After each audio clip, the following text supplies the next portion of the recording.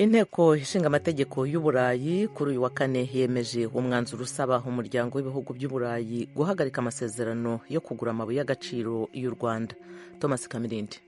Aya masezerano yasinywe mu kwezi kwa kabiri k'umwaka ushize w'ibihumbi 2024 n'uwari komiseri w'umuryango w'Uburayi ushinzwe ubutwererane mpuzamahanga, umutegarugori Jutta Urpilainen na minisitiri w'ububanyi n'amahanga w'u Rwanda Vincent Biruta.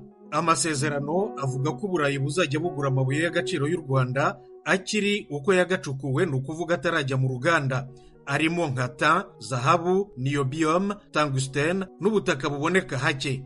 Iteraniye ku cyicaro cyayo mu mujyi wa Strasbourg mu majyaruguru y'uburasirazuba bw'Ubufaransa, inteko ishinga amategeko y'Uburayi yavuze ngo yamaganye yivuye inyuma kwigarurira umujyi wa Goma n'ibindi bice bitandukanye mu burasirazuba bwa Repubulika ya Demokarasi ya Kongo bikorwa na M23 n'ingabo z'u Rwanda. Mu itangazo yashyize hanze yongeraho ko bitakwihanganirwa kuvogera ubusugire n'ubutaka bya Kongo. Umwanzuro usaba u Rwanda gukura ingabo zarwo muri Kongo no kurekeraho gutera inkunga M23.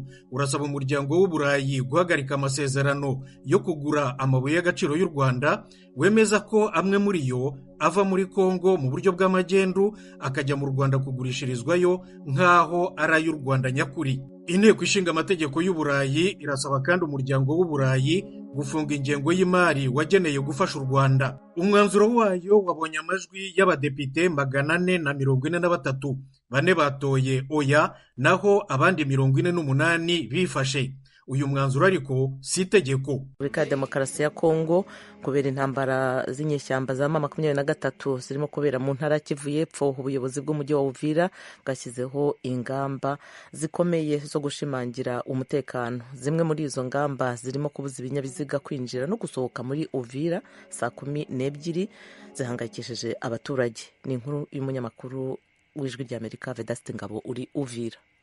Bamwe mu bafite ibinyabiziga birimo za moto ndetse n'imodokari bakorera hanze y'umujyi wa Uvira bavuye muri za Fizi no mu bice bitandukanye by'ikibaya cya Rusizi ndetse na za Bukavu basanga ingingo itazaborohera kuko batinda mu muhanda kubera imyinshi yangiritse, bityo bigatuma bagera muri Uvira nijoro. Alexis Roger Buhendwa ni umuyobozi w'abamotari bakorera muri Uvira Misisi. Twamusanze kuri moto kuri Mulongwe ahetse abagenzi babiri yarajanye Misisi. Avuga yuko ingingo ya meri ya Uvira izabangamira imiryango yabo.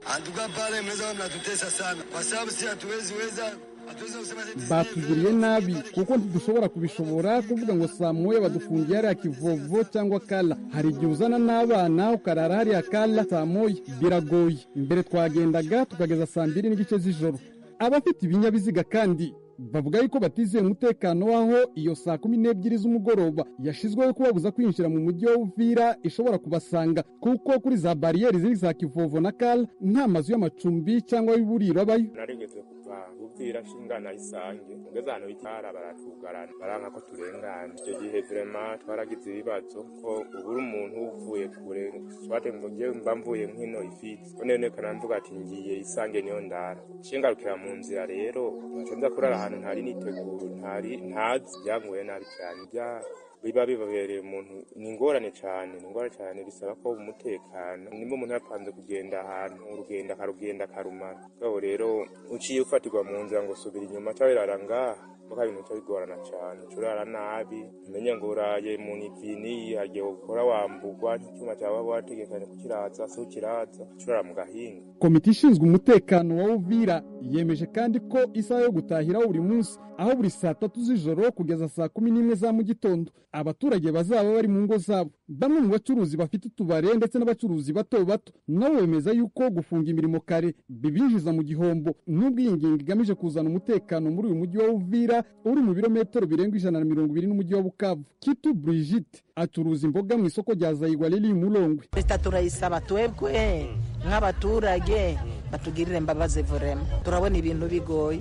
Imbere twari tumeze neza, masaa 3 masaa 4 muri mu isoko mukadandaza n'amahoro, ariko ubu ngubu bani bwinshi abantu barimo baragenda benshi bava muri Kongo bagenda mu Burundi n'abenshi barimo baragenda muri Tanzania. Mu itangazo ryashyizweho umukono n'umuyobozi w'umujyi wa Uvira Kiza Muhato ryerekana yuko izi ngamba zashyizweho kugira ngo zifashe mu rwego rwo kugabanya ingaruka zishobora guterwa n'umutekano muke. Muri ibi bihe mu burasirazuba bwa Kongo hari intambara, ubuyobozi bw'umujyi wa Uvira bufashe ingingo mu gihe hari impunzi nyinshi ziwurimo zivuye i Goma n'i Bukavu. Hari bamwe bari gukomeza berekeza mu Burundi, abandi bakerekeza Kalemi. Gusa nubwo meri ya Uvira yafashe ingingo, hari bamwe mu baturage bavuga yuko izi ngamba zo kubabuza gutembera no gufunga imirimo nijoro itari ikwiriye, kuko no mu mujyi wa Bukavu imirimo yose ikomeje gukorwa nijoro. Felix Serugayi ni umushakashatsi ku bibazo by'umutekano, akorera mu mujyi wa Uvira. Tubona ari imyanzuro yihuse cyane mu gihe bavuga ko igiteje umutekano mukeya ari M23,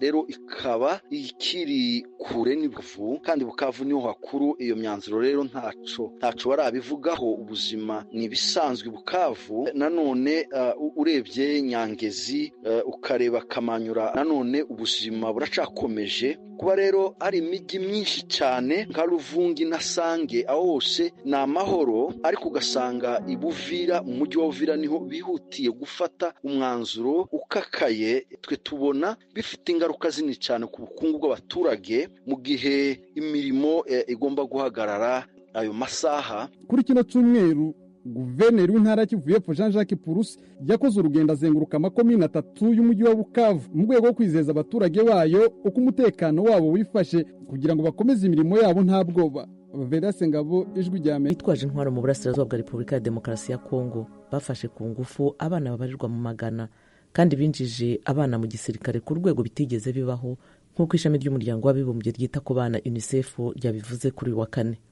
Umuyobozi nshingwabikorwa wa UNICEF Catherine Russell muri Kongo mu itangazo yagize ati: mu ntara ya Kivu ya ruguru no mu ntara ya Kivu y'Epfo turakira raporo zo ku rugomo rukabije rukorerwa abana n'impande ziri mu mirwano. Ibyo birimo gufata ku ngufu n'ubundi buryo bw'ihohoterwa rishingiye ku gitsina ku rwego rwo hejuru biteye ubwoba kurenza ibyo twari twarabonye mu myaka ya vuba. Madame Catherine Russell yongeyeho ati: uwo mubyeyi umwe yabwiye abakozi bacu uburyo abakobwa be 6 barimo umuhererezi ufite imyaka 12 gusa bafashwe ku ngufu n'abantu bitwaje imbunda mu gihe bashakishaga ibyo kurya. Mu matariki ya 27 y'ukwezi kwa mbere n'iya 2 y'ukwezi kwa kabiri, ibigo nderabuzima byo mu karere byatangaje ko abantu 572 bafashwe ku ngufu.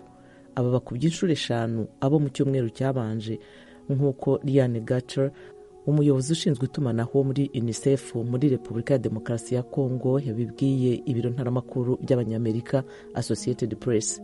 Yongeyeho ko 170 muri abo bavuwe ari abana.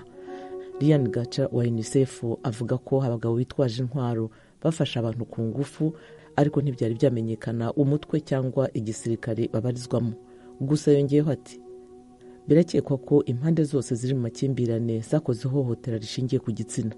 Mu cyumweru gishize, komisiyo y'akanama k'umuryango w'abibumbye kita ku burenganzira bwa muntu yatangije iperereza ku mahano harimo gufata ku ngufu no kwica byakozwe n'ingabo za Kongo n'umutwe wa M23 mu burasirazuba bwa Kongo kuva umwaka watangira. Kuri uyu wa mbere, abasirikare 84 b'abanyekongo baregwa ubwicanyi, gufata ku ngufu n'ibindi byaha byibasiye inyoko muntu byakorewe abasivili mu burasirazuba bw'igihugu bagejejwe mu rukiko.